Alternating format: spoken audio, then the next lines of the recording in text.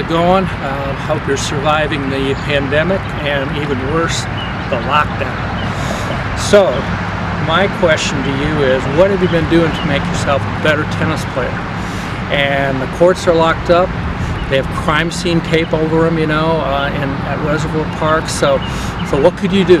Well, you could pick up something that great players have done forever, and that is finding a wall and hitting balls against it. Now, there's an art to that. You got to learn how to do it, and there's a couple mistakes that people constantly make. But I'm here, the tennis gods have brought me to you, and I'm here to tell you what those mistakes are and how to avoid them. All right, so first of all, you got to find a wall. There's a beautiful wall up at Reservoir Park. So far it's still open. We have a wall here at Quincy Country Club, but maybe you have a wall at your house, side of your house. Now, make sure there are no windows there unless you're perfect with your strokes, but if it's a fairly flat wall and you have some cement, you can use that, or anything that'll return the ball to you. Okay, so at Reservoir Park, my teams practice there during the fall and spring, and so we watch people on that wall all the time. And the first mistake they always make is that they don't warm up at all. They just walk off 20 feet from the wall and just start bashing the ball. Well, you shouldn't do that, just like you shouldn't do that in a tennis match. So start with a short little warm-up. Get in front of the wall, pretty close, get the ball in front and just bump it.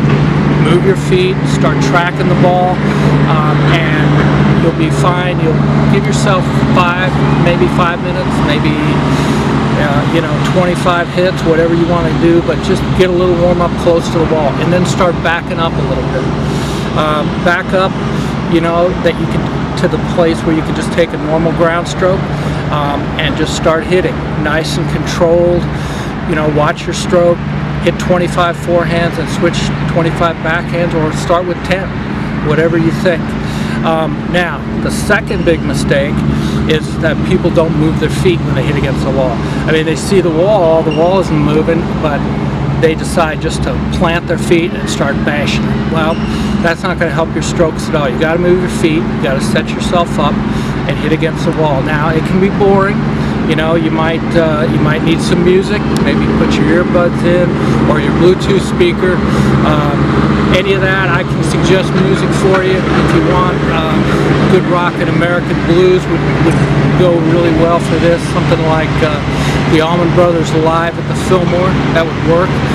Or you could be really cool and listen to jazz. Maybe Miles Davis kind of blues, something like that. Anyway. Do your stroke, work on whatever stroke you need to work on, move your feet as I said, get close and start the warm-up. Now, if you want to add a little cardio to this, bring a jump rope. Your trusted jump rope can sit there, hit 20 backhands, 20 forehands, and jump rope for 30 seconds. Add some push-ups if you want. You can do a whole workout. And trust me, if you use a Fitbit or an Apple Watch, just count the calories you get from doing that. You really burn calories a lot faster than you believe. Now, who does this? You could go online, you could go on YouTube and see the great GOAT himself, Roger Federer, hit on the wall. He's got a wall in his backyard, does it all the time. The great Bjorn Borg, they all learned how to hit on on the wall. So, work on your strokes, come back a better tennis player at the end of this lockdown. And I will tell you, to quote the great Vic Braden, if you get really consistent, hit a lot of balls without a miss, your biggest problem is finding space on your mantle for all the trophies.